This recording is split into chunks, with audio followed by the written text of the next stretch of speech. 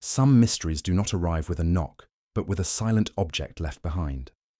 This tale begins with a pipe resting upon the mantel of Baker Street, a pipe that belonged to no one, yet drew Holmes and I into a web of deceit, blackmail, and betrayal. Where are you tuning in from, and what time is it? Let me know in the comments. Let us now step into the quiet chamber where the smallest clue unravels the darkest of secrets. It was upon a chill winter's evening, when the fog clung heavily to the windows and the fire burnt low in the grate, that I found myself once more in the familiar comfort of our sitting room at Baker Street. The hour was late, and London lay muffled under a pall of dampness, through which the occasional rattle of a hansom cab or the cry of a night seller reached us faintly, as if born from another world. My own thoughts were inclined towards repose, for I had been long in practice that day, and the quietude of the room, with its shelves of books and the reassuring odour of tobacco smoke, seemed to invite reflection rather than discourse. My companion, however, presented his usual contrast. Holmes sat in his armchair, long legs stretched before him, his gaze fixed not upon the fire, but upon some inward illumination. The restless energy which so often slumbered in him seemed then only half repressed, and I knew well that some problem, great or small, occupied the machinery of that remarkable mind. Many times had I marvelled at the gulf which lay between his composure of body and the feverish activity of his thought, and I confess that evening I was content merely to observe him, lulled by the deceptive calm that surrounded us. It was Holmes who at length broke the silence, his voice startling me from a drowsy reverie. "You observe, Watson," said he, with a slight inclination of his hand towards the mantelpiece, "that we are no longer in sole possession of our domestic peace." Following his gesture, I perceived at once the object to which he alluded. Resting upon the ledge, half hidden by a row of chemical retorts, lay a pipe of singular appearance. It was not one I had ever seen my friend employ, nor, indeed, had it the least resemblance to the humble briars or clays which occasionally served me. The bowl was curiously carved, the stem of polished amber, and a faint residue of ash still lingered within it. "I cannot recall," said I, "that either of us has laid claim to so ornate a companion." "Nor I," returned Holmes, with a glint of amusement in his eye. "And therein lies the matter of interest, for if not ours, then whose?" The question, though lightly put, struck me with a peculiar unease. That a stranger's property should find its way into the innermost sanctum of Baker Street was a mystery more personal than any I had yet encountered. Holmes rose, and with that deliberate grace which marked his every movement, he took the pipe from its resting place. Holding it to the lamplight, he turned it slowly between his fingers, his keen eyes missing no detail. "A piece of fine workmanship," he murmured. "German, without doubt. Note the carving on the bowl, the head of a fawn, a taste at once frivolous and exotic. The amber is genuine, though worn from habitual use. And here, observe the teeth marks. The bite is narrow and sharp. The owner is a man of nervous temperament, prone to impatience." He tapped the edge of the bowl, and a few grains of grey ash fell upon the table. With a swift glance, he bent close. "Trichinopoly," he said, with certainty. "A strong blend, favoured by men of robust constitution, but not by those of delicate sensibilities. It narrows our field." I watched him in fascination, marvelling once again at the rapidity with which trifles assumed in his hands the proportions of fact. To me, it was a mere ornament misplaced. To him, it was already the shadow of a character taking form. "You perceive, Watson," he concluded, "that the man who smoked this is educated, of some wealth, yet discontented, restless, and perhaps dangerous." For my own part, I could not repress a shudder at the idea. It was one thing to confront criminals in alleyways or courts of law, but another entirely to have their tokens lying unbidden in the safety of our own quarters. "There is something uncanny in it, Holmes," I confessed. "The notion that while we have sat here in conversation, or I at my desk, another presence has moved so close to us as to leave behind this intimate object. It is a trespass of the spirit, if not of the flesh. Holmes regarded me with a faint smile, though I fancied there was in it more of sympathy than of mockery. "Your sentiment does you credit, my dear fellow," said he, "for you possess that instinctive sense of propriety which the criminal mind so utterly lacks. It is precisely that violation which alarms you, the intrusion of secrecy where candour should reign." Yet even as he spoke, I could not shake the impression that we were no longer alone in our sanctuary, but rather that a shadow had crossed the threshold of Baker Street. Holmes laid the pipe gently upon the table and resumed his chair. His manner was composed, his tone as matter-of-fact as though he were discussing the weather. "It was not forgotten, Watson," said he. "No man of such habits leaves behind an object so personal through mere carelessness. This was an act of intention. The pipe was planted here, and with purpose." "Planted? But why?" I demanded. "To signal, to test, or to challenge," he replied calmly. "We must not yet determine which, but be assured, it was placed where it would not escape my notice, as though the owner sought to gauge my reaction. It is the move of a player in some larger game, who advances his pawn not to win, but to provoke." His words, delivered in that even cadence, held a weight that stirred my unease afresh. That some hidden adversary had dared to trespass upon Holmes's domain was an offence not easily borne. Yet Holmes spoke of it with the cool detachment of a chess master already anticipating the counterstroke. The fire had burnt lower, and the shadows lengthened in our chamber as Holmes leaned back, fingers once more steepled before him. "Take comfort, Watson," said he softly, "for the matter is not one of hazard to us, but to our mysterious visitor. He has declared his move, and by so doing, has surrendered his advantage." I ventured a protest, but he silenced me with a quiet gesture. "Rest assured," he continued, "the pipe is but the herald of its owner. He will return, or another will come in his stead. We need only maintain our watchfulness, and the game will reveal itself." His certainty, uttered in that cold, precise manner of his, carried with it a strange reassurance. Though my heart remained troubled, I felt that Holmes, in his calm mastery, had already discerned the path before us. Thus the object lay upon our mantle, mute and yet eloquent, its presence a silent promise that the tranquillity of Baker Street had been disturbed, and that the true drama was only at its commencement. The wind had risen with the night, and the rain beat steadily against the panes, when a sudden rap upon the door broke the quietude of our vigil. Mrs. Hudson's tread echoed faintly below, followed by the creak of the stair. Presently, a tall shadow loomed in the doorway, his figure blurred by the lamplight behind him and the dampness which still clung to his cloak. His hat, glistening with moisture, was drawn low upon his brow, and his appearance suggested a man who had braved the elements with unusual haste.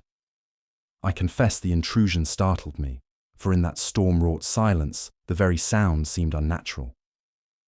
Holmes, however, greeted the interruption with his customary calm, his eyes flashing with quick intelligence as they surveyed the newcomer.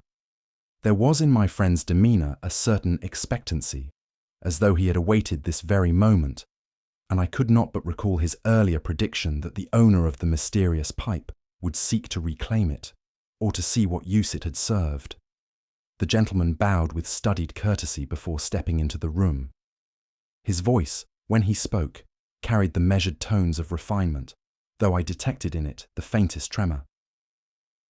"I beg your indulgence, gentlemen," said he, glancing from Holmes to myself with well-bred civility. "I fear I have committed a careless blunder. In the press of a recent visit, I must have left behind my pipe. It is of great personal value, and I trust you will forgive my intrusion in coming so late to retrieve it." His manner was dignified, his words chosen with precision. He removed his gloves slowly, as if to emphasize his composure. Yet it seemed strange to me that a man of such polish should admit to negligence, and stranger still that he should appear at this hour, under storm and darkness, for so trifling a cause. I could not reconcile the gentleman's urbane exterior with the unease that seemed to cling about him. His lips smiled, yet his eyes darted too quickly from corner to corner, as though measuring the room for evidence of suspicion. His fingers toyed with the brim of his hat in moments when his words faltered. Though his carriage was that of a man accustomed to society's drawing rooms, I felt instinctively that his refinement was but a veneer. There was a stiffness in his speech, a studied elegance that suggested practice rather than nature. To my mind, he resembled an actor rehearsing lines rather than a gentleman genuinely flustered by an oversight. The conviction grew upon me that here stood one who was not merely a careless visitor, but a man concealing some deeper anxiety beneath his mask of confidence. Holmes, who had thus far remained in watchful silence, motioned our visitor to a chair. "Pray sit, sir," said he lightly, "and allow us the pleasure of restoring to you so cherished a possession." His tone was casual, almost indifferent, yet I recognized the subtle play of cross-examination in his choice of words. He inquired when the pipe had been lost, whether it had been mislaid during a morning or an afternoon visit, and what brand of tobacco its owner favoured. To each inquiry the gentleman replied with a composure that to ordinary ears must have seemed adequate, but Holmes's keen glance did not soften, nor did his lips curve in assent. Twice the man contradicted himself, first naming a blend popular among military men, then shifting to another favoured in society clubs. When pressed as to the precise day of his visit, his answers grew vague, and a faint colour rose to his cheeks. Still, Holmes maintained an air of languid politeness, as though their conversation were of no consequence. It was only in his eyes that I perceived the spark of triumph which told me he had already caught the man in his own web. At length, the gentleman rose abruptly, protesting that he had trespassed upon our evening far too long. He accepted the pipe from Holmes's hand with a show of gratitude, but his fingers closed upon it nervously, and his words came too hurriedly to match his polished bearing. "It is most fortunate," he stammered, "that I have recovered it without inconvenience to you both. I shall not detain you further." He bowed, offered a final smile that faltered at the corners, and with a rustle of his cloak, vanished into the stairwell. A moment later the street door closed, and the echo of his steps was lost to the rain-swept night. Holmes remained motionless for a time, his gaze fixed upon the door by which our visitor had departed. His silence was more eloquent than speech, and I felt a creeping sense of tension, as though the true drama of the pipe had only now begun. At last Holmes rose, and with that swift precision of gesture which betrayed his suppressed energy, he crossed to the hearth. Stooping, he drew from the carpet a few scattered grains of ash, which he placed upon the table before me. "Observe, Watson," said he quietly, "our visitor smokes not the blend he named with such confidence, but this, trichinopoly of the coarsest sort. You will remember that it is the very same as that which I identified in the abandoned pipe. The evidence was irrefutable. In claiming the pipe as his own, the man had betrayed himself by the contradiction between word and fact. To me, it was but a curious coincidence. To Holmes, it was proof of design.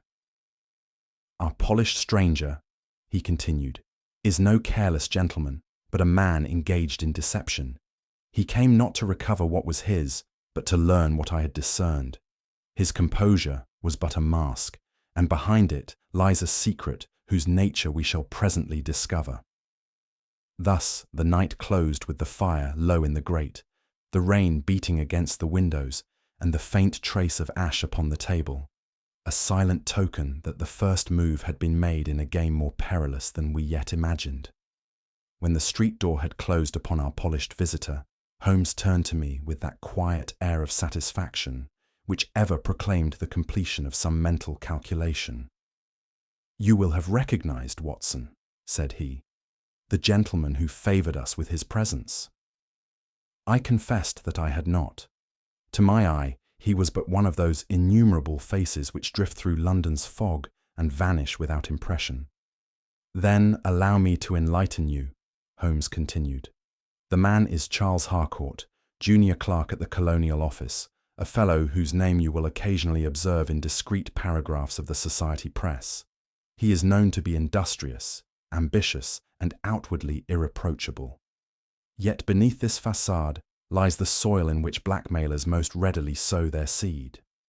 As he spoke, I recalled indeed a recent clipping in which Harcourt had been mentioned, his presence at some diplomatic gathering noted with more curiosity than significance. The revelation that this apparently insignificant official had intruded upon our hearth cast the whole matter in a graver light. Holmes rose and paced the room, his hands clasped behind him, his voice low and even. Harcourt, though young, is already weighted with obligations beyond his means. A gambling debt here, an imprudent investment there. These are the whispers that circulate among his acquaintances. Add to this certain indiscretions of a more private nature, and you have the makings of a man vulnerable to pressure. I listened with growing unease. To me, Harcourt's refined manner had seemed ill at ease, yet hardly criminal. Holmes, however, perceived in those small signs the symptoms of a life enmeshed in difficulties. Such men, Holmes added, pausing by the window, walk the knife edge between honour and ruin. It requires but a single shove to send them into the abyss. His words carried that peculiar gravity which rendered even the smallest observation an augury of larger consequence. Holmes drew from his papers a map of London, upon which several districts were marked in his neat, precise hand. He tapped lightly at the quarter of Mayfair. "For some months," said he, "a blackmailer of singular audacity has pursued his trade among the fashionable salons of this district. His method is subtle. He strikes not at the grand figures, but at their lesser satellites, men like Harcourt, who by weakness or folly have exposed themselves. Through them he gathers fragments of influence, which, when woven together, give him command of circles otherwise beyond his reach."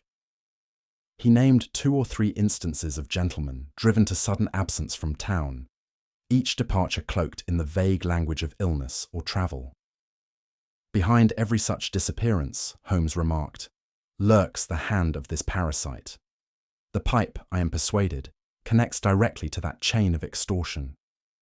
He spoke with a calm certainty that filled me with both admiration and dread, for I perceived that we were entering upon no ordinary affair of misplaced property, but upon the dangerous labyrinth of blackmail. As I listened, my heart was troubled by conflicting emotions. On the one hand, I could not but feel pity for Harcourt, a young man ensnared by his own weaknesses and pursued by merciless foes. On the other, his duplicity in claiming the pipe, his evasions and falsehoods, stirred my indignation. What was the proper response to such a case? Should one extend the hand of charity to a soul in peril, or should one condemn the cowardice which drives a man to barter his honour? Holmes, ever detached, gave no sign of such inner conflict. Yet to me the matter was steeped in moral ambiguity, and I confess that I felt uneasily complicit in a drama where the boundaries between victim and culprit were already blurred. Holmes, unmoved by my hesitation, spread before him a sheaf of notes he had gathered in recent weeks. With the swiftness of a practised mind, he drew together the threads of Harcourt's debts, his presence at clandestine meetings, and his association with certain disreputable clubs in the Strand. "The pipe," he observed, "is more than an ornament. It is a calling card, linking Harcourt to others who share his weakness. The ash within it ties him to the very blend favoured by this blackmailer's clientele. From Harcourt, one may trace the line outward into a circle of intrigue, where money and secrets change hands beneath the veil of respectability." He looked up, his eyes bright with the fire of deduction. "Mark me, Watson, we have not stumbled upon an isolated case, but upon a fragment of a design which stretches far wider than our present vision allows." The hours had crept well past midnight when the stillness of Baker Street was disturbed by a faint rustle at the door. Holmes, alert in an instant, motioned me to silence. Crossing swiftly, he stooped and drew from the floor a folded sheet of paper, slipped under by an unseen hand. The message, written in a bold, angular script, contained but a single line: "Leave the matter of the pipe, or face the consequence." The words struck me with a chill, for they bore the starkness of menace undisguised. That our unseen adversary had penetrated even to our threshold was proof of the vigilance with which we were watched. I looked to Holmes in alarm, but he unfolded the note with as much composure as though it were a tradesman's bill. Holmes examined the handwriting with detached curiosity, holding the paper to the lamplight, then laying it flat upon the table. "Observe the heavy strokes," said he, "and the careless pressure of the pen. This is the hand of one unaccustomed to concealment, driven to urgency. Only the guilty, Watson, betray themselves so clumsily." He smiled faintly, though there was in his expression no mirth, but rather the chill of intellect regarding folly. "Our opponent," he continued, "has revealed more by this threat than he intended. It tells us that the pipe has indeed touched the heart of his enterprise, and that he already fears discovery. When a man of crime resorts to warnings, it is because his fortress has begun to crumble." Thus Holmes spoke, and I felt in that moment both the thrill of pursuit and the shadow of danger. For the game, though still veiled, had declared itself, and we stood upon the threshold of an intrigue darker than any yet revealed. The following evening found us once more abroad in the gloom of London. A dense mist rolled heavily through the streets, muffling the lamps and rendering the outlines of houses as vague as phantoms. Our cab moved slowly, its wheels hissing upon the damp stones, while the cries of hawkers and the rumble of distant traffic came to us, as though from beneath a heavy veil. Holmes, seated opposite me, was silent, his profile sharp against the dim light. I knew better than to disturb his thoughts, for his stillness was that of a mind in swift motion. My own spirits, I confess, were uneasy. That we should venture into the very quarter where intrigue and blackmail were said to flourish seemed to me an errand fraught with peril. Yet Holmes's serenity reassured me, and I reflected that wherever his reason led, my duty was to follow. Thus we drove on, deeper into the fog, towards the gentlemen's club with which Mr. Harcourt was connected. The cab drew up before a sombre building, its facade imposing, but without ornament. Within, we were admitted to a hall of dark-panelled wood, where the air was thick with the odour of tobacco and the weight of unspoken confidences. Heavy curtains absorbed the lamplight, and the tread of our boots upon the carpet was muffled to silence. At our entrance, conversation ebbed to a whisper. Men seated in high-backed chairs turned their heads with languid curiosity, their eyes lingering for a moment before returning to their papers or companions. It seemed to me that we had intruded upon a sanctuary where secrecy was the first law and frank speech the last. Even my own voice, had I dared employ it, would have sounded intrusive in that oppressive atmosphere. Holmes, unmoved, advanced with his usual ease, his glance sweeping the chamber with quiet exactitude. Presently, Holmes drew me into a small antechamber, which served as the club's library. Its shelves, though limited, contained volumes of curious specificity, catalogues of collections, registers of members, and other records suited to men of leisure. He selected one such volume and turned its pages with swift, practised fingers. "Observe, Watson," he murmured, resting his finger upon an engraving. It depicted a pipe of elaborate design, carved with the same grotesque figure we had seen upon the bowl left upon our mantel.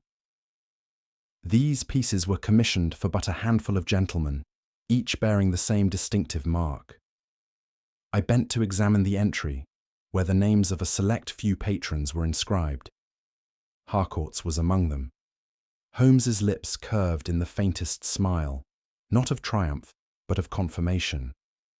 "You perceive how a single object, trivial in appearance, may serve as a key to a circle otherwise impenetrable," said he. "It is a silent introduction into the world of the initiated." As Holmes closed the volume, I became aware of the stillness which pressed upon us. The very walls seemed to absorb our presence, and the faint murmur from the adjoining hall carried with it the weight of hidden compacts.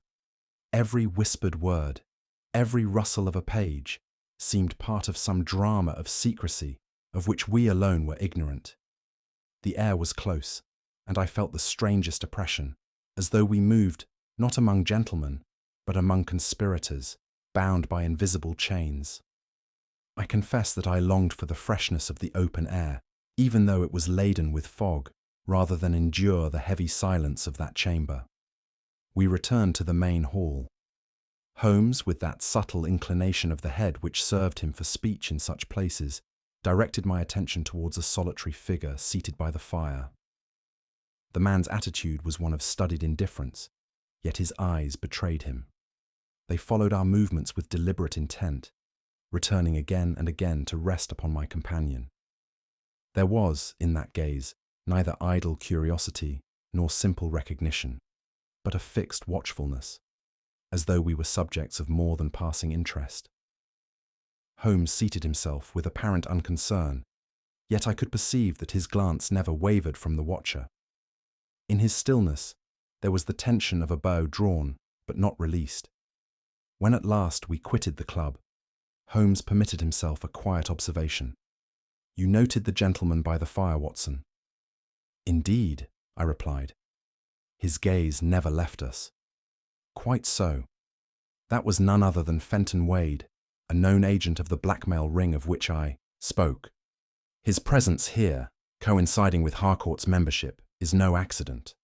On the contrary, it reveals that we stand already upon the threshold of their circle." I started at the name, for even I had heard whispers of Wade's activities, always lurking in the shadows of respectability, living by the secrets of others. Holmes' face was calm, his voice even, yet in his eyes burned that gleam which told me that he had already marked his adversary and was preparing his next move in the silent game unfolding before us. It was upon the second evening after our visit to Harcourt's club that we were disturbed by the soft tread of Mrs. Hudson upon the stair. She entered with a curious look and announced that a lady had come upon urgent business requesting audience with Mr. Holmes. Before we could respond, the visitor herself appeared in the doorway, a tall figure, cloaked and veiled, whose every movement betrayed both haste and apprehension. She carried herself with a composure that seemed studied rather than natural, and though her voice, when she greeted us, was calm, there lingered within it a tremor not to be concealed. I could not but notice the nervous clasping of her gloved hands and the quick rise and fall of her breath beneath the veil. That she came by stealth, and at so late an hour, impressed me with the gravity of her errand. Holmes rose courteously, and with a gesture of the hand bade her enter, though his eyes, bright and piercing, had already taken her measure. She seated herself, and after a moment's hesitation, lifted her veil. The face thus revealed was one of refinement and intelligence, though pale with distress. Her eyes, dark and eloquent, sought Holmes's with an appeal that spoke more than her lips. "You will have guessed my errand, Mr. Holmes," she said softly. "I am the wife of Charles Harcourt. My husband is in peril, deep peril, and I know not where else to turn. He is held fast by a merciless hand which threatens him with ruin. Private letters, letters of mine, written in the unguarded warmth of our early affection, have fallen into basekeeping. Unless he yields to their demands, those letters will be laid bare before the world." Her words, uttered with quiet intensity, fell upon us like the toll of a warning bell. I glanced at Holmes, but his expression remained unreadable, his gaze fixed upon her with the same tranquil scrutiny he might bestow upon a specimen under his lens. For my own part, I felt an immediate surge of sympathy for the unfortunate lady. Her frankness, her evident anguish, and the courage with which she spoke of her humiliation stirred me deeply. Many in her position would have concealed their distress beneath pride or silence. She, however, laid bare her sorrow with a dignity that touched the heart. I thought of the cruel weapon which those letters furnished to her husband's enemies, and I marvelled at the injustice by which the tender expressions of a wife's devotion could be turned into instruments of torture. To see a woman of evident virtue reduced to such humiliation filled me with both pity and indignation, and I could not but wish that Holmes might offer her comfort rather than mere analysis. Holmes, however, remained unmoved. He leaned back in his chair, his fingertips pressed together, and regarded her with the calm gaze of a physician studying symptoms. His questions were brief, precise, and coldly practical. "By what channel were these letters obtained?" he asked. "Through a servant, long since dismissed," she replied. "And the present holder?" "I do not know, save that demands for money reach my husband with relentless regularity." Holmes's voice betrayed no note of pity, only the crisp detachment of inquiry. "And you have brought no specimens of these demands?" She shook her head in silence. Holmes sighed almost imperceptibly, and I knew that his thoughts already ranged beyond her account, seeking connections and probabilities invisible to us. His aloofness seemed to me almost cruel, but I had long since learned that beneath that chill exterior smouldered a fire of relentless logic, which alone could pierce the web of deceit. At length, the lady clasped her hands together and spoke with sudden fervour. "I implore you, Mr. Holmes, whatever may befall, do not expose my husband to public shame. He is weak, perhaps, and has erred, but he is not wicked. Spare him the scandal, if not the danger. I can endure anything but the ruin of his honour in the eyes of the world." Her voice trembled, yet her dignity remained unbroken. It was evident that her chief concern was not for herself, but for the name she bore and the position her husband occupied. The appeal was eloquent, and it moved me profoundly, for in it rang the eternal cry of woman's loyalty, clinging even to a failing cause. Holmes inclined his head gravely. "Madam," said he, "I shall consider your request, but you must be aware that justice, though silent, is no respecter of reputation. Truth has a way of emerging, despite all our efforts to suppress it." During her account, I had noted how she hesitated at certain points, as though weighing how much she dared reveal. Holmes, with his unerring eye, perceived the same. He leaned forward now, his gaze keen and searching. "You speak of letters," said he, "yet you do not tell us whether the blackmailer threatens more than scandal. Is there not some political element, some matter touching your husband's position?" A flush passed swiftly across her face, and she cast down her eyes. "I cannot say," she murmured. "Precisely," said Holmes with quiet emphasis. "You cannot, or you will not." She made no reply, but her silence was eloquent. Holmes leaned back once more, his expression unreadable.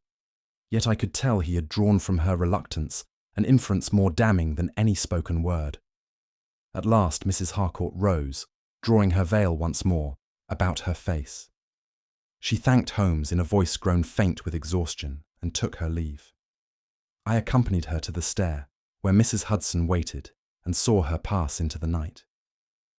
Returning to the sitting room, I found Holmes standing at the window, his gaze fixed intently upon the street below. He turned to me with that quiet certainty which never failed to chill me. "She did not come alone, Watson," said he. "Observe how the shadow lingers across the way. A man waits, concealed by the lamp-post. He followed her here, and will follow her hence. The threads of this affair tighten apace." I peered into the fog, and though my eyes could not discern what his had marked, I felt the truth of his words. A new and sinister presence had joined the silent drama unfolding around the Harcourts, and we stood powerless for the moment to intervene. Holmes's hand touched my sleeve lightly, and with that noiseless signal which I had long since learned to obey, he motioned me toward the stair. We slipped into the night, the fog clinging about us like a heavy curtain. Across the way, dimly outlined against the blurred glow of a gas lamp, lingered the shape of a man. He loitered with studied carelessness, yet I perceived by his fixed posture that his attention was bent upon the very door we had quitted. Holmes moved with panther-like tread, each step deliberate, silent, certain. I followed, my heart quickened by the thrill of pursuit, yet chastened by the sense that we played now in earnest a game whose stakes were perilous. The man shifted, as though some instinct warned him, and I saw the gleam of his eyes in the mist. Holmes inclined his head, and together we advanced upon him, our footfalls drowned in the muffled stillness of the fog-wrapped street. No sooner had we approached within a dozen yards than the figure wheeled suddenly and darted into a side passage. The fog swallowed him, and for a moment we were bereft of direction. Then came the quick patter of footsteps upon stone, echoing between narrow walls, and Holmes sprang forward like a hound upon the scent. We dashed after him, the mist tearing at our throats, our breath loud in the silence. The chase carried us through twisting lanes, where the light of the lamps flickered dimly, and the air was close with damp and refuse. More than once I stumbled, but Holmes pressed on tirelessly, his tall figure ever a pace ahead. The fugitive's shadow leapt and vanished, now clear against a wall, now lost in the shifting folds of vapour, until we burst suddenly into a narrow court where his flight was checked. Hemmed in by high walls, the man turned, his back against the stones.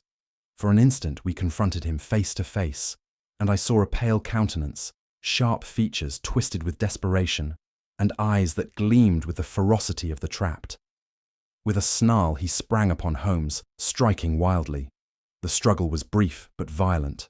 Holmes, though lean, possessed a wiry strength, and he held his ground, parrying the blows with calm precision. I leapt to his aid, but before we could secure him, the fellow wrenched himself free with a burst of furious energy. He struck once more, sending me reeling against the wall, and then, like an eel, slipped past us into the darkness of another passage. It was in that moment of struggle that some small object fell with a metallic clatter upon the stones. Holmes stooped instantly, his hand closing upon a little matchbox of blackened tin. He opened it, and within lay a few grains of grey ash. He held it to the light of a nearby lamp, and his eyes gleamed with recognition. "Trichinopoly," he said, in that quiet tone which bespoke certainty. "The very same tobacco as that in the pipe. You perceive, Watson, how Providence scatters crumbs for those who have eyes to see. This man is no mere idler of the streets, but one linked indissolubly to the affair. A servant, perhaps, or an agent of the circle. In any case, the chain has grown stronger." I bent over the little relic, marvelling that so trifling an object could assume such significance. To Holmes, however, it was as if the entire plot lay already unrolled before him. We hastened in pursuit, yet the fugitive's knowledge of those tortuous alleys surpassed our own. Again and again we glimpsed his shadow, flitting like a phantom through the fog. Once the echo of his footsteps rang sharp against stone. Then it faded, absorbed by the labyrinth. We pressed on breathlessly, but the silence deepened, broken only by our own tread. At last, Holmes raised his hand. "He is gone," said he simply. We stood alone amid the mist-drenched courts, the lamps dim, the air heavy with that peculiar chill which follows disappointment. Yet Holmes's expression betrayed no vexation. Indeed, I fancied that a faint smile lingered upon his lips, as though the flight itself had confirmed some hidden calculation of his own. Upon regaining Baker Street, Holmes laid the matchbox carefully upon the table and regarded it with contemplative satisfaction. "Our fugitive," he observed, "is not a man of invention, but of obedience. He carried the same tobacco as Harcourt's pipe. Therefore, he is an intimate of the same circle. His orders were to observe, not to act, and his panic betrayed him. He will return, Watson, for men of such stamp cannot long remain idle. They are too closely bound to their masters." I could not repress a sigh of fatigue, but Holmes's eyes were bright, and I knew that the night's adventure had furnished him with the very clue he desired. For him, each fragment was a piece of a mosaic, and the image, still half hidden, was already forming in his mind. It was scarcely 8 o'clock the following morning, when a messenger arrived with tidings that chilled me to the bone. The body of a man had been discovered in a secluded yard not far from the Strand. His throat had been cut with ruthless precision, and upon description, Holmes and I recognized instantly the watcher of the previous night. "So," said Holmes gravely, Our opponent has moved swiftly. The chain is indeed ruthless, Watson. They silence their own to preserve the greater secret. I confess that the news struck me with horror, for the thought that we had grappled only hours before with one now lying lifeless in a city morgue was terrible beyond words. Yet Holmes, though stern, betrayed no sentiment. He turned from the window, where the pale light of morning struggled through the fog. "The game grows darker," said he, "and tonight we must be ready." It was near to dawn, when Holmes and I, wearied from our fruitless chase, returned to our rooms in Baker Street. The lamp still flickered faintly through the thinning fog, and the air seemed laden with the echo of the violence we had left behind. For myself, I was exhausted in body and spirit, haunted by the image of the watcher whom we had grappled with in life, and who now lay cold in a London morgue. The thought pressed upon me with grim weight, that death had brushed so near our shoulders and passed us by. Holmes, however, displayed no outward fatigue. His step was measured, his movements deliberate, as though the night's events had merely quickened the current of his thoughts. Once within, he flung aside his cloak, seated himself in his accustomed chair, and lapsed into a silence so profound that the ticking of the clock sounded unnaturally loud. I knew better than to intrude, for experience had taught me that in those hours of stillness, his mind laboured with the most intense activity. For near half an hour, Holmes sat motionless, his long fingers steepled, his gaze fixed upon the dying embers of the fire. His face, pale in the morning light, bore that expression of abstraction which seemed to remove him wholly from the world about him. I had seen it before, when the links of a case, scattered and obscure, began slowly to assemble in that marvellous mind into their proper order. At last he stirred, his eyes brightening with the gleam of discovery. "Watson," said he, "the sequence is complete. The steps are clear. What began with a pipe upon our mantel has already claimed a life, and will claim more unless we act." He then recounted, point by point, the chain of events as they had unfolded: the visitor's falsehoods, the lady's confession, the shadow in the street, the flight through the alleys, and the fatal consequence. To him, each fragment bore the impress of deliberate design, converging towards a single explanation. "It is now plain," Holmes continued, "that the pipe was not forgotten in haste. No, Watson, it was left here with full intention, a token placed to gauge my awareness. Whoever directs this enterprise sought to learn whether Sherlock Holmes already suspected his designs. By planting so personal an object, he signalled both defiance and inquiry. Would I recognise it, and would I act? Our visitor's subsequent charade was but the second step, devised to measure the depth of my knowledge. I protested that such audacity seemed incredible, but Holmes silenced me with a slight movement of the hand. "Consider the effect, Watson. By leaving the pipe, he forced me into the open field. He sought not concealment but confrontation, on ground of his choosing. It is the move of a strategist who plays a deep game. And mark me, it betrays also his anxiety, for only a man who doubts his fortress stoops to test the vigilance of his adversary." Holmes leaned forward, his voice low but charged with intensity. "Harcourt Watson is not the hapless victim his wife would have us believe. His actions, his lies, his very presence here speak of a man whose weakness has passed into complicity. He is no longer merely coerced, he is entangled, enmeshed, a tool as well as a target." I looked at him in dismay, recalling Mrs. Harcourt's pale features and her plea for mercy. "You mean he is in league with them?"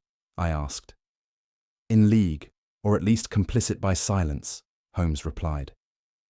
"Mark how he claimed the pipe, weaving a falsehood of ownership, when in truth it served as a cipher of his connection to the circle. Such men, torn between fear and greed, are the most perilous of all, for they will betray friend and foe alike if it but purchase them a moment's respite. Yes, Watson, Harcourt is both pawn and player in this sinister game." The thought weighed heavily upon me.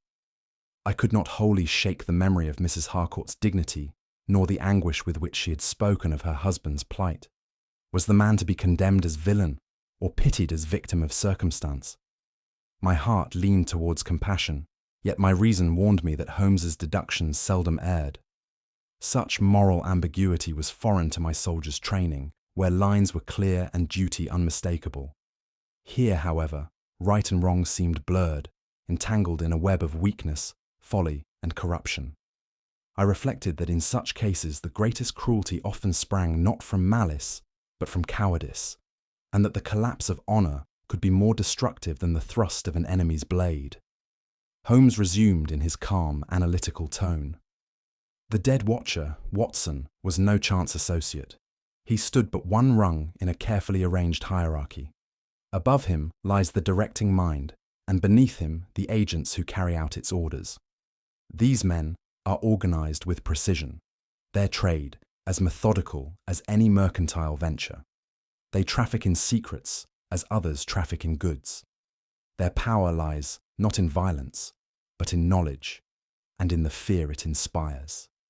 He spread before him his notes, indicating the connections he had already traced, the pipe's carving, the tobacco ash, the clandestine meetings. The pattern is clear. Harcourt, by debt and weakness, became their prey, his secrets their commodity, and now, by silencing their own, they have revealed both their ruthlessness and their fear.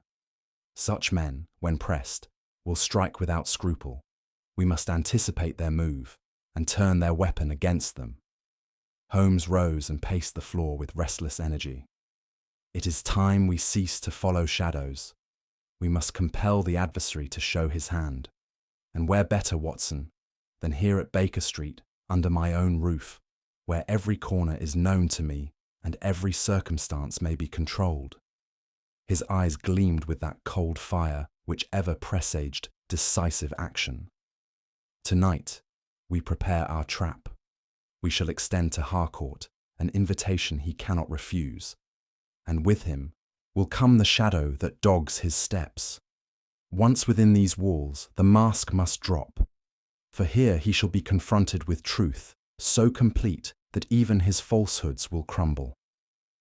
I felt a chill, for I knew the peril such a scheme invited. Yet Holmes spoke with such quiet certainty that I could not but share in his resolve. Holmes paused before the fire, his figure tall and austere in the dim light. He turned to me, his voice low but firm. "Tonight, Watson," said he, "we force the blackmailer's hand, here, in this very room." There was in his tone no boast, no flourish, only the calm pronouncement of a man who had measured the odds and accepted the risk. A hush fell between us, broken only by the crackle of the coals and the distant rumble of wheels in the awakening streets. I gazed upon him with mingled admiration and apprehension, for I knew that once more we stood upon the brink of events whose outcome could not be foreseen. Yet in Holmes's quiet certainty lay a strength which compelled trust, and I resolved that, come what might, I would stand by his side through the peril to come. On the following afternoon, Holmes penned a brief note, couched in terms of grave urgency, which he dispatched by a reliable messenger to Mr. Harcourt's lodgings. The wording was chosen with the utmost delicacy, suggesting that I had gleaned certain matters of importance relating to his difficulties, and that his presence at Baker Street would secure him a measure of relief, not obtainable elsewhere. I watched as Holmes folded and sealed the letter with that precise air which marked all his undertakings. There was in his expression neither malice nor haste, but the quiet certainty of a man who sets in motion the last turn of the wheel. "You perceive, Watson," said he, "that Harcourt cannot refuse. Guilt draws the guilty, as surely as flame draws the moth. He will come, and with him will come the truth he has so long sought to conceal." Thus the trap was baited, and as evening fell we awaited our visitor with an expectancy that was heavy with suspense. It was near 7 o'clock when the bell sounded, sharp against the hush of the fog-bound street. A few moments later, Charles Harcourt entered our sitting-room. He was attired with scrupulous neatness, his coat brushed, his cravat immaculately tied, yet his face betrayed the agitation which his manners sought to mask. He greeted Holmes with forced courtesy, his hand trembling slightly as he accepted the chair offered him. His eyes darted from table to hearth and back again, as though fearing some revelation that lay in wait. Holmes inclined his head politely, offering no word of greeting beyond the merest acknowledgement. The silence which followed was intolerable, and Harcourt, in his effort to fill it, spoke with a haste that betrayed his nervousness. He thanked Holmes for his kindness, assured him that the matter of the letters was under control, and protested that his presence here was scarcely necessary. But his voice quavered, and I, who sat close beside him, perceived the struggle between pride and dread which held him in its grip. What followed was less a conversation than a duel, fought in silence as much as in speech.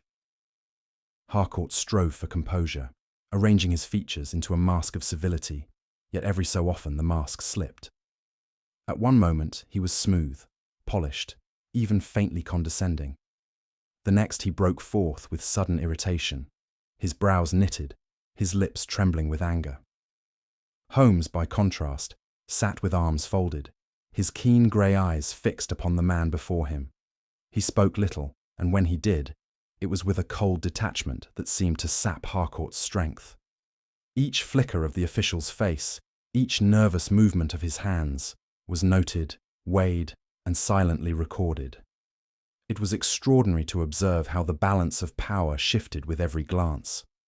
Harcourt, though ostensibly the man of standing, seemed more and more like a schoolboy before his master, while Holmes, calm and immovable, was the very embodiment of command. At last, Holmes reached forward and placed upon the table the pipe which had first drawn us into the affair. Its carved bowl glowed dully in the lamplight, the grotesque figure upon it seeming almost to leer at the wretched man before us. "You know this object, Mr. Harcourt," said Holmes, his tone scarcely above a whisper. Harcourt's eyes widened, his lips parted, but no word escaped him. He attempted a laugh, weak and unconvincing. "A mere trifle, yes, possibly mine. I may have left it here, quite inadvertently." Holmes's hand fell lightly upon the pipe, as though restraining it. "Left it, sir?" It was not forgotten. It was placed. It spoke more loudly than words, for it proclaimed a connection, a message, a test, and in your eagerness to reclaim it, you revealed more than you intended. The silence which followed was broken only by the crackle of the fire, and I felt the oppressive weight of truth bearing down upon the room. Holmes's voice, when it resumed, was sharp with precision. "You asserted, did you not, that you favoured a certain blend of tobacco? Yet the ash found in this pipe, and upon my own carpet, was of another sort entirely, trichinopoly, harsh and unmistakable. A contradiction, Mr. Harcourt, which no honest man could explain." Harcourt shifted uneasily, murmuring something about an old habit, long since abandoned. Holmes pressed forward without pause. "Again, you declared that your visit here was made in the early afternoon. Yet at that hour I was absent upon another case. You could not have entered save in secrecy, or by the agency of others. Your alibi, sir, is a poor construction and crumbles at the touch of fact." At each word, Harcourt shrank further into himself, his hands clenching the arms of his chair, his gaze flitting desperately from Holmes to myself, as though searching for one sympathetic face. For my own part, I confess that I was torn between pity and abhorrence. The spectacle of a man, once proud, reduced to this pitiable state, stirred my compassion. Yet the duplicity of his words, the falsity of his bearing, roused indignation. I remained silent, fearing that any expression of feeling would but heighten his torment. The air in the room seemed heavy, oppressive. The lamplight, which fell upon Harcourt's pallid face, revealed every twitch of anguish. I fancied that even the ticking of the clock beat like a hammer upon his conscience. Holmes, unmoved, continued his inexorable advance, each question a step nearer to the heart of the man's deceit.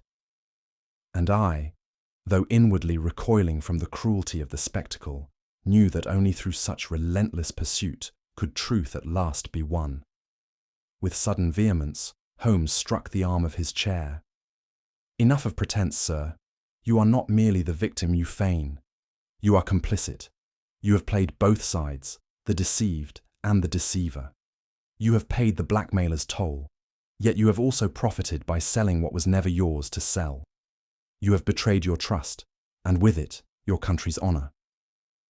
Harcourt gasped, his composure shattered. "No, no, I was forced. Driven—" "Compelled, perhaps," Holmes interjected coldly. "But with what alacrity you yielded. Men of true honour die rather than betray. You, sir, have lived and lied." The words fell like hammer blows, stripping the man of every shred of his defiance. He trembled visibly, his lips working soundlessly, his hands pressed to his brow as though to shield himself from the pitiless gaze that had laid him bare. At last the struggle within him broke. His head fell forward, his shoulders shook, and in a voice scarcely audible he whispered, "It is true. God help me, it is true." Holmes leaned back, his eyes fixed upon him with an expression of grim finality. "You have sold secrets, Mr. Harcourt, secrets entrusted to you as a servant of the Crown. Under threat, no doubt, but sold nonetheless. The hand that coerced you held you by your weakness, but the act was yours." Tears sprang to Harcourt's eyes, though whether of remorse or terror I could not discern. "I was desperate," he muttered. "They had the letters. They threatened exposure. My career, my honour, all would have been destroyed. I yielded, thinking only to preserve what little remained." Holmes's face betrayed neither triumph nor pity. "You preserved nothing, sir. You bartered integrity for shadow, and the shadow has consumed you." The room was silent save for Harcourt's laboured breathing. At last, raising his head, he spoke with a voice hoarse and broken. "Yes, I betrayed my trust. I gave them the papers they demanded. I am guilty, guilty beyond redemption. Yet I swear I was driven to it by fear. I never profited, save to purchase a brief reprieve from ruin. And now, by confessing, I have lost even that." He sank, back in his chair, his whole frame quivering, as though the admission had drained him of life. Holmes regarded him steadily. "You acknowledge both your guilt and your entanglement in the ring. Very well. That is the first honest word you have spoken this night. What remains is to unmask the hand that held you, and for that, Mr. Harcourt, your knowledge shall be required." Thus the confrontation reached its climax.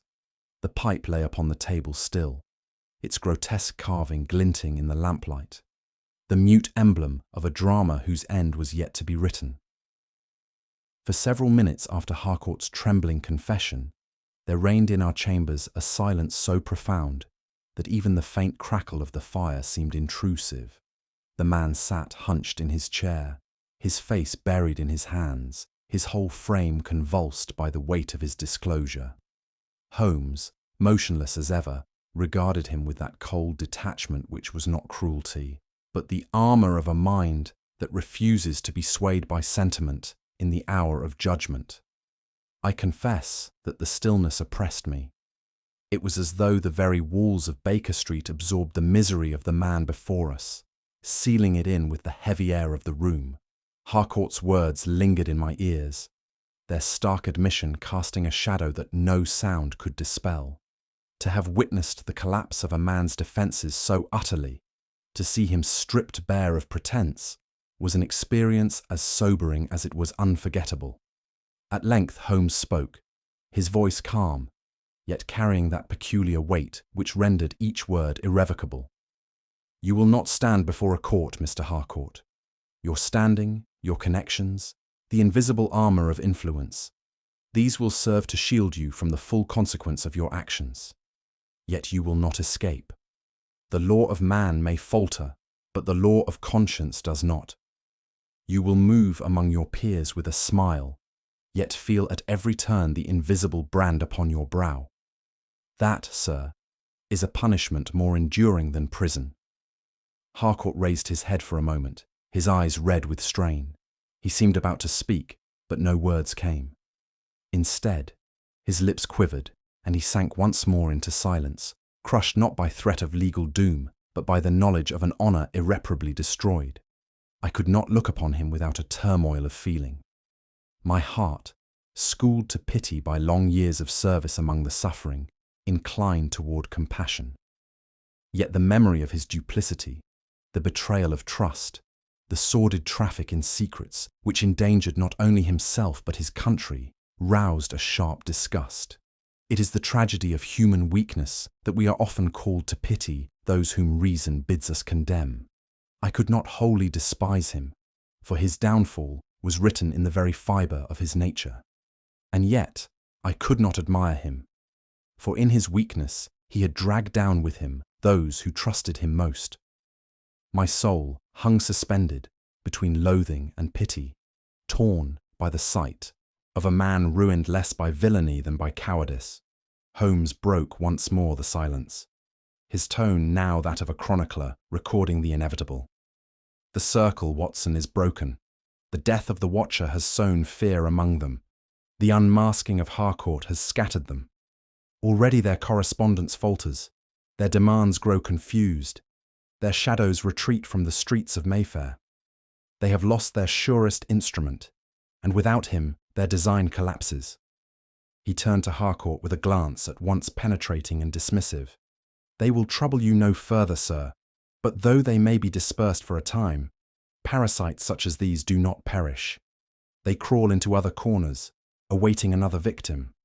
Our duty is not to annihilate, but to expose, and in that at least we have succeeded. I reflected that his words, though delivered with icy composure, were in truth a grim reassurance. The web had loosened, though the spider had not wholly been destroyed. Holmes's gaze shifted to the mantel, where the carved pipe still rested, silent witness to all that had passed. He rose, took it in his hand, and turned it thoughtfully in the lamplight. A trifle, Watson, a mere domestic object, easily overlooked. Yet by its presence our adversary betrayed himself, and by its ash his story fell apart. Thus you see how the smallest fragment may serve to unmask the most elaborate deception. He placed it once more upon the shelf, and his voice grew softer. Strange, is it not, that so intimate a thing, a man's pipe, his companion in solitude, should become the instrument of his undoing? Here lies the paradox of crime. It seeks concealment, yet cannot help but advertise itself in trifles. Vanity, carelessness, or arrogance, call it what you will. But it is ever thus. The criminal leaves behind him the sign of his guilt, though it be no more than a few grains of ash. Holmes resumed his seat, his features more grave than triumphant. You observe, Watson, how frail is the barrier between integrity and corruption. A man does not leap into dishonour. He slides into it, one concession at a time, until at last he finds himself at the mercy of those who profit by his fall. To be blackmailed is a calamity. To yield to it is a choice. He paused, his eyes fixed upon the fire. I am not blind to the weakness of men, nor to the cruelty of those who exploit it. Yet I cannot forget that society rests upon trust, and when trust is sold, all suffers. The blackmailer is a leech, but the man who feeds him is his willing host. These words, spoken without heat yet with profound conviction, sank deeply into my mind. They revealed the stern philosophy that guided Holmes, and the moral compass that beneath his cold exterior steered his judgments. When at last Harcourt departed, it was with a step slow and broken, as of one who leaves behind not merely a room, but a portion of his soul. The door closed upon him, and the echoes of his presence seemed to fade swiftly into the silence. Holmes, without further word, retired to his violin, drawing from it low, melancholy strains which seemed to weave together the threads of all we had witnessed: the folly, the fear, the ruin, and the inexorable triumph of truth. I sat long by the fire, turning over in my mind the events of those crowded days. My gaze fell once more upon the mantel, where the pipe still lay, mute and immovable. Its grotesque carving, once a curiosity, had become a symbol, eloquent in its silence. It spoke of secrets dragged into the light, of reputations saved yet soiled, of justice that is imperfect yet unavoidable. And so it rests with me still, the memory of that object and of the web it unravelled. A reminder that in the smallest of things may lie the greatest of revelations, and that even within the sanctuary of Baker Street, the shadows of betrayal may intrude. Holmes sat back in his chair, the pipe still resting upon the mantel where all had begun. His eyes lingered on it for a moment before he spoke, his voice cool yet tinged with quiet gravity. "You see, Watson," said he, "crime often strives for grandeur, but it is the trifles that betray it. A single object, misplaced or too carefully planted, may unravel a conspiracy more surely than 1,000 boasts." The pipe was not merely forgotten. It was the fulcrum upon which a man's ruin was balanced. I could not but reflect on his words, pondering the frailty of honour when weighed against fear. And now I leave you with a question. In this web of deceit, what do you think was Harcourt's greatest mistake? His weakness or his silence? If you enjoyed this mystery, share your thoughts in the comments and do subscribe and pass it on to fellow admirers of Holmes's craft. There are always more shadows to explore and more secrets waiting to be uncovered.